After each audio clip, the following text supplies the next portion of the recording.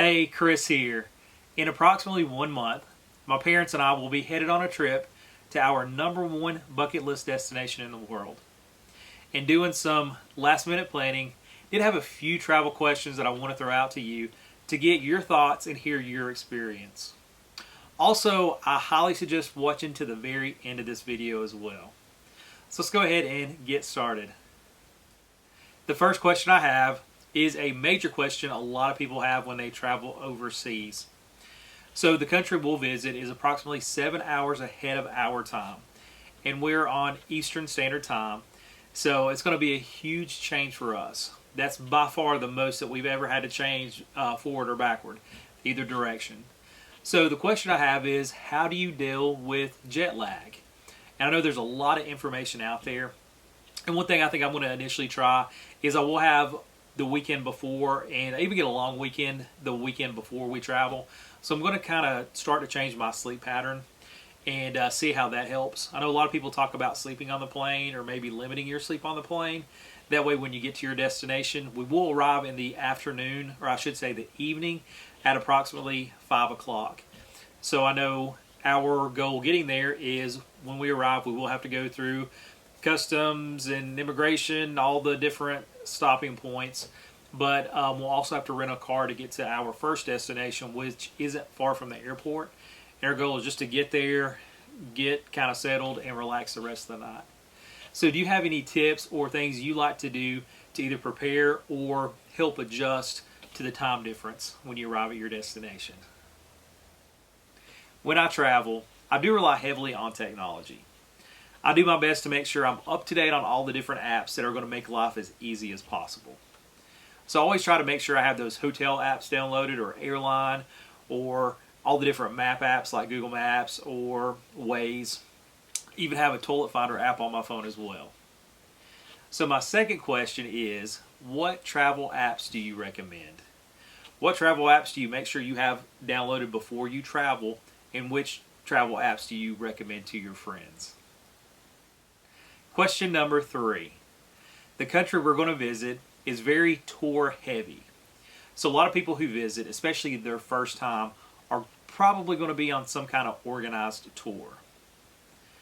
But we are the travelers that like to do a lot more on our own, because we like to kind of linger in some situations, or maybe we want to move on before others would want to do so. So we like traveling at our own pace. So for us on this trip, we're going to go and do most things on our own, and we have scheduled and maybe schedule a couple of more day tours.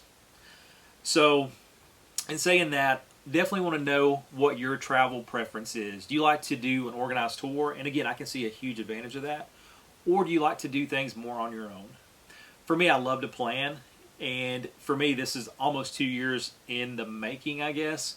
So it's really helped me learn a lot about the country, a lot of the history, and also the geography of the country. So that's one thing I like about when we do more on our own. But again, would love to hear what preference you have when you travel. My fourth and final question is another big question a lot of people have when they travel, especially for an extended period of time. Typically, this is something I don't have to worry about just because I'm not gone long enough to be concerned with it. And that is laundry. So our situation in particular is we're going to be gone for approximately 13 days. The first half of our trip, we're not going to have any access to a laundromat or a washer and dryer. But after about day 5, we will have access to a washer and dryer for the remainder of our trip. So I'm really kind of, I guess, leaning towards maybe taking at least a small container of detergent with us, so at least we have that to do that first load of laundry that we'll need to take care of. So I guess my question is, how do you typically travel when you know you're going to have access to a washer and dryer at some point in your trip? Do you like to take maybe at least a packet or packets of laundry detergent, or do you prefer to wait till you get to your destination and just buy all that there? And again, I can see the benefit of both. Again, I know the packets they make now are really small. I'm struggling to find the right one on Amazon, though. I guess that's one reason I kind of question this. And I can see where some people just say, hey, I don't want to take anything extra in my bag, so I'm just going to wait till I get to my destination. I guess overall my only concern is just making sure we have time to find what we need. and just being able to find what we need, which I'm pretty confident that we will, because again, everything I've read about our location is they're going to have all those similar amenities that we're used to. So again, just would like to know your preference, especially for those extended trips. Again, there's no way I can take 12, 13 different, I guess, outfits or whatever you want to call it. So again, I'm going to have to limit what I wear and then take advantage of that washer and dryer on my trip. So what is your preference? One thing you probably noticed is I still haven't said where we're going to travel to yet. And I've actually done that on purpose. The reason being is that I've been trying to give a few hints, and I want to give just a couple more before I finish this video. But I would also like to give away this large Gonex compression packing cube. This is one I've not had an opportunity to use, and I thought if I'm not using this, I want to give someone else the opportunity to do so.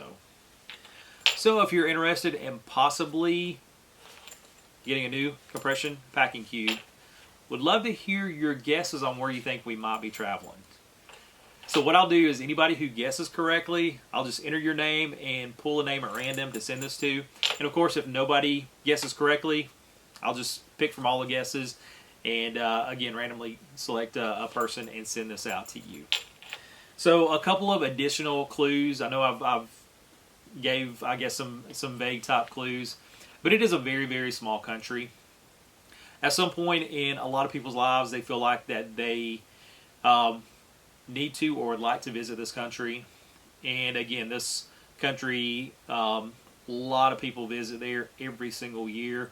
And like I said earlier, a lot of those are going to be on organized tours, and a lot of those would be taking advantage of those day tours as well. And from what I've read, a lot of people, once they visit once, they definitely want to go back again and again. So would love to hear those guesses. In addition to all the, I guess, answers to the questions, always love to hear your take and your experience and what's worked best for you. And the last thing I do want to mention is I do want to say a huge thank you to anyone who has supported me by going through one of my affiliate links. I greatly appreciate that. So when you see that Amazon link to one of the bags I've reviewed, if you decide to purchase that or even another item, I do get a small percentage of the sale. And also the eBags link that you see, a lot of times I know, still trying to figure out how to link the bag specifically that I'm looking at, but the one I do link is just a generic link. So if you decide to shop and buy a bag through that link, again, I do get a small percentage. So I greatly, greatly appreciate that. So as always, thank you so much for taking time to watch. Please like, subscribe, and be sure to leave those comments. Again, I want to hear the answers to my questions in addition to see your guesses, so I can send this to someone who might be interested. Again, thank you so much.